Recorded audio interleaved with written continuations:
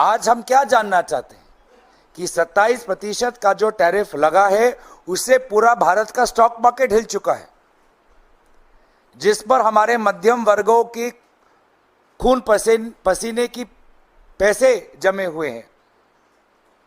उनका क्या? वही स्टॉक मार्केट जिस स्टॉक मार्केट में प्रधानमंत्री मोदी जी और गृह मंत्री अमित शाह जी ने कहा था निर्वाचन से पहले एक निवेश करो निवेश करो, आज पिछले 6-7 महीने में क्या हो रहा है स्टॉक मार्केट्स में? लोगों का कितना पैसा चला गया। स्टॉक मार्केट किस प्रकार से गिर रहा है, आज भी गिर रहा है।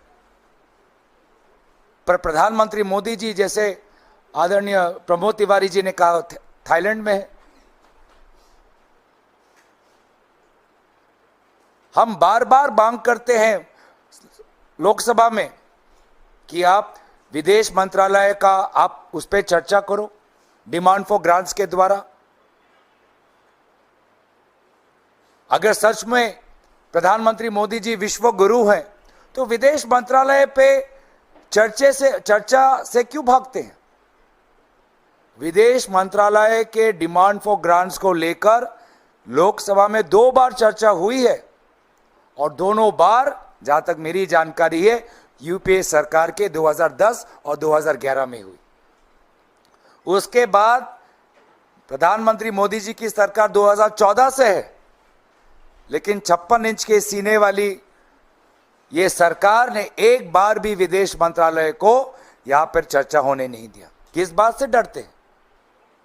क्या उनको डॉक्टर जयशंकर पर विश्वास नहीं कि वो बात रख पाएंगे?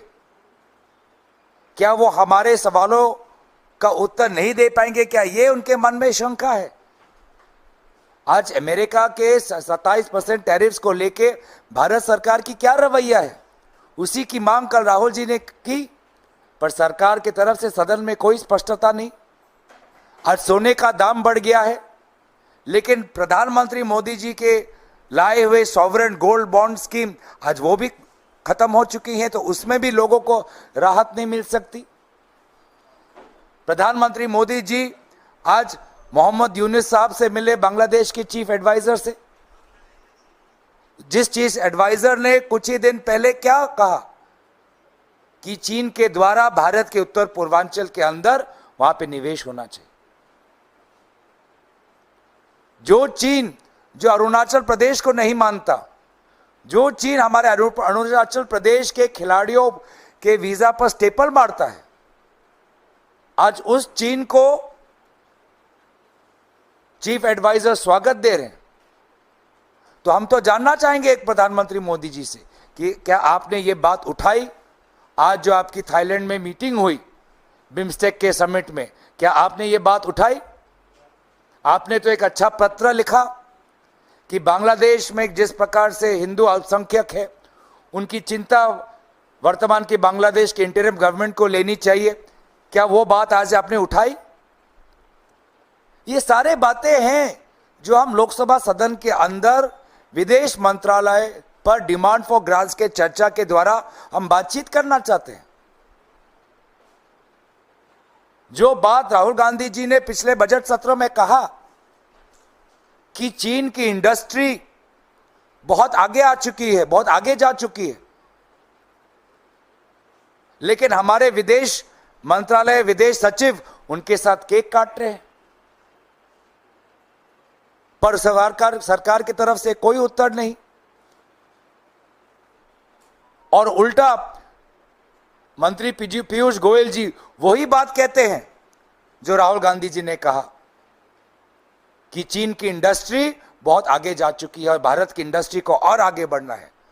यही बात राहुल गांधी जी ने नहीं कही थी पिछले बार सदन के अंदर, जब वो स्टार्टअप्स की बात कर रहे थे, ड्रोन टेक्नोलॉजी की बात कर रहे थे, बैटरी टेक्नोलॉजी की बात कर रहे थे।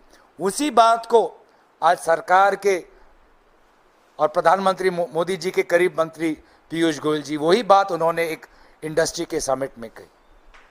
लेकिन अफसोस की बात यह है कि वो ही आखिरी वक्त था जब आदरणीय एलओपी राहुल गांधी जी एक चर्चा में भाग ले।